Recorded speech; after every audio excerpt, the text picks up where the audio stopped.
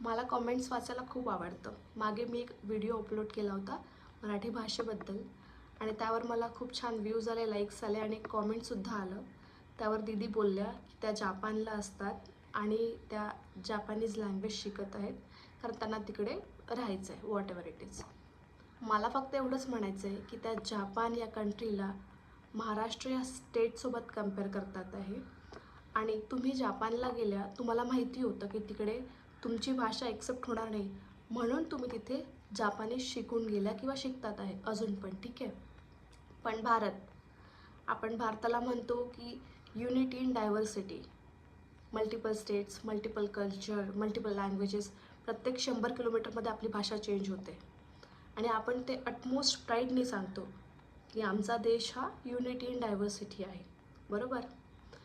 आणि आपल्याकडे हा कुठलाच रूल नाही आहे किंवा नाही होता की जर तुम्हाला दुसऱ्या स्टेटमध्ये जायचं आहे तुम्हाला त्यांची भाषा यायला पाहिजे, असा कुठलाच रूल नाही आहे, राईट. आणि मला पर्सनली असं वाटतं की हा जो भाषेचा मुद्दा अचानक आला आहे त्यात सगळं राजकारण आहे असं मला वाटतं. त्याच्यामुळे मी तो व्हिडिओ केलेला. आणि मी महाराष्ट्रात राहते, मला माझ्या भाषेवर खूप अभिमान आहे आणि म्हणून मी हा व्हिडिओ मराठीत करते आणि लास्ट व्हिडिओ पण मराठीत केला होता, ठीक आहे. तर मला फक्त एवढंच म्हणायचं आहे की आपल्याकडे कुठलाच रूल नाही आहे ना असा की तुम्हाला ती भाषा येईल तरच तुम्ही दुसऱ्या स्टेटमध्ये जा, नाहीतर तुम्ही जाऊच नका. आणि मी तर हे पण म्हणते आहे की हो, तुम्ही जर खूप वेळपासून राहत असाल त्या स्टेटमध्ये तुम्हाला बाय डिफॉल्ट ती भाषा आली पाहिजे आणि तुम्ही शिकायचा प्रयत्न पण केला पाहिजे, so that your survival will be easy in that particular state or in that particular place.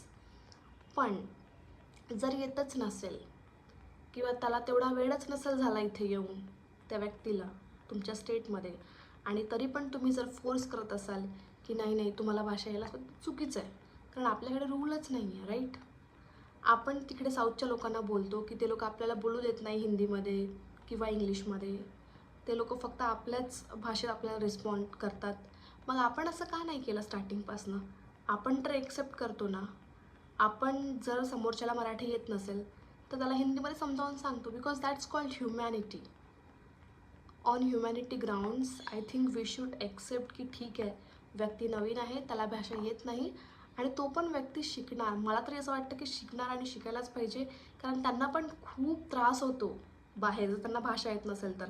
माझे पण फ्रेंड्स आहेत, त्यांना मराठी येत नाही, त्या लोकांना खूपदा माझी हेल्प लागते कारण त्यांना मराठी भाषा येत नाही, त्यांना खूप कठीण जातं बोलायला किंवा कुठल्या डील्स वगैरे करायला.